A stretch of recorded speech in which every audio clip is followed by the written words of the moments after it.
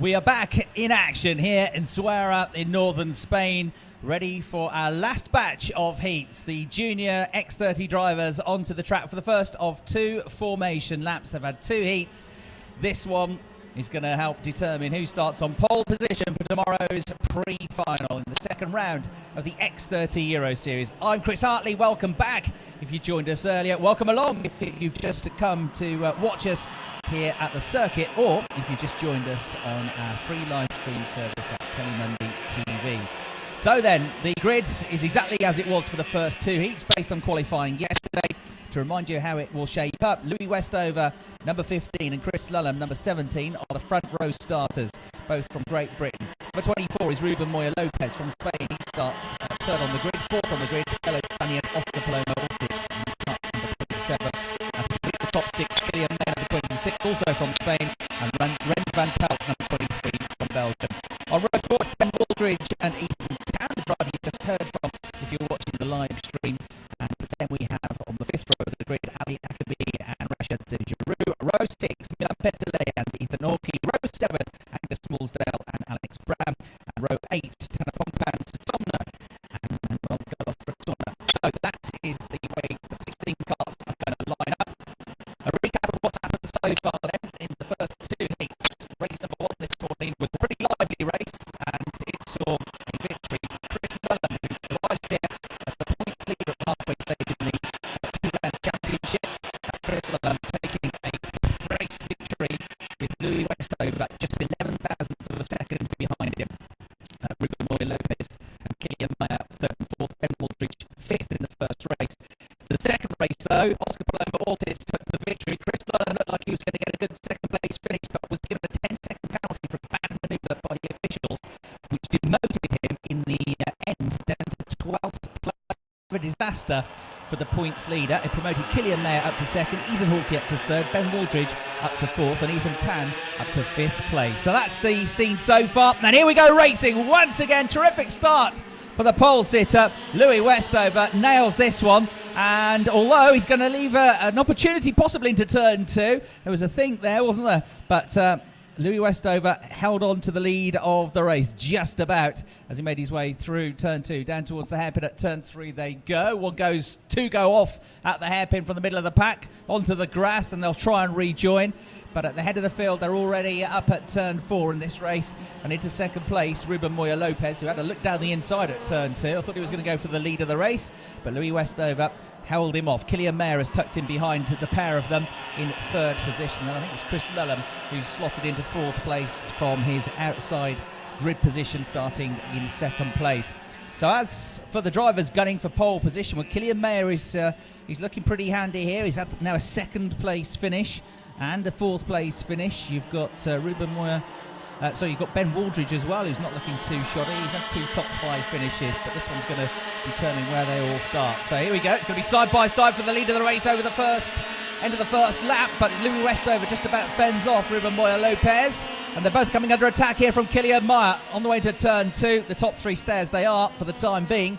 Fourth at the end of the first lap, Ben Waldridge, and then it's Chris Lulham. Remember, Ben Waldridge is second in the points to Chris Lulham coming into this weekend, and at the moment he's going to be starting ahead of Chris on the grid for the pre-final if all goes according to plan in this race. Oscar Paloma Ortiz, who won the second race, is also one to watch, because although he's fifth in the championship, he could still, if he has a good weekend, has a good day tomorrow, he could still win the title. So it's all to play for here. It's a very important race, this. Especially important as well for Louis Westover. He's not really in the championship running after bad luck really put him down in 11th place in the standings in Italy, although he had plenty of pace. So as you heard from him on our TV live stream service earlier when he spoke to us yesterday evening after getting pole position, Louis saying that, I'm just here to race, here to try and win.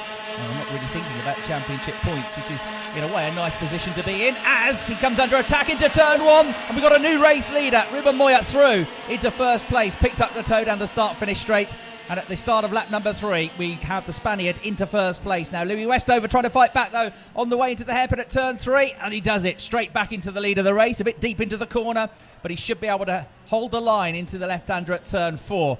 So we've got 5 for the lead of the race now. Louis Westover briefly down to second place, back into the lead. Then it's Moya, then it is Meyer in number 26, Ben Waldridge and Chris Lulham in 5th place. Ethan Tan has just come up to 6th. Milan Petele is having a decent run so far. He's moved up to 7th position. Ethan Hawkey currently running in 8th place.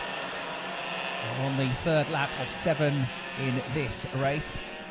And there's nothing to choose between the front runners. Absolutely as tight as you like here.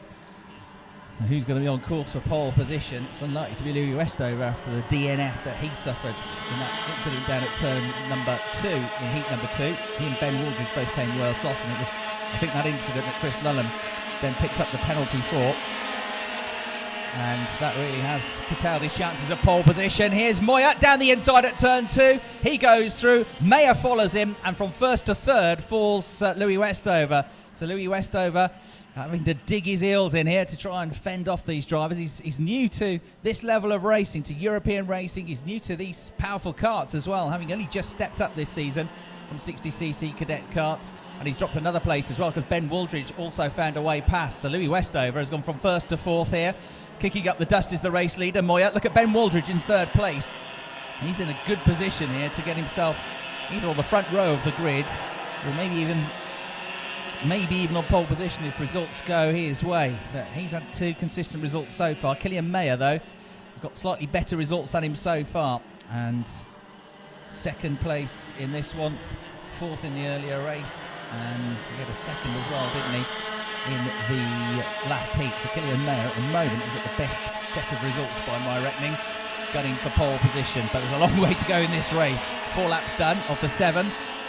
Even Moya should be up in the mix tomorrow as well, but he leads the pack here, but runs deep into the corner at turn 2 and drops straight to the back of the group, and Ben Waldridge is the one that comes through, having already got himself to 2nd.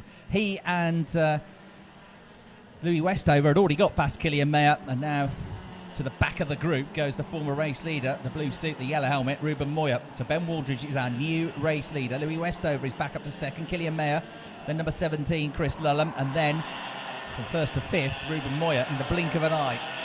There's a very tight battle going on for 6th place just behind as well, with Milan Petele just ahead of Ethan Hawkey and Ethan Tan, and several others joining the party. But the top 5 making their way now through turns 8 and 9 up towards the final right-hand turn at turn 10. And just about 1 second covering the top 5 karts in this race. 2 laps to go at the end of this one. Here they come. Flat out over the start-finish line. Look at Ruben Moya pulling alongside Chris Lulham, almost thinking about a move into turn 1 and not getting through in the end as the leaders bunch up. Ben Waldridge looking for his first win of the day. Just got himself a fraction clear now going through turn 2, but having said that, when they get to the hairpin, it all concertinas up again. And Louis Westover, he has been fighting hard. Has he lost a place there, Louis? I think he has. It's Killian Meyer who's come out of the hairpin, into 2nd place. In fact, Louis Westover has dropped to the back of the group, so Moya goes 3rd. Lulham gets past him as well, and Louis Westover drops down several positions. It's happened to everybody in this race, hasn't it? The 2 Fusion drivers at the back of the group now. And this has all helped Ben Waldridge to extend his advantage.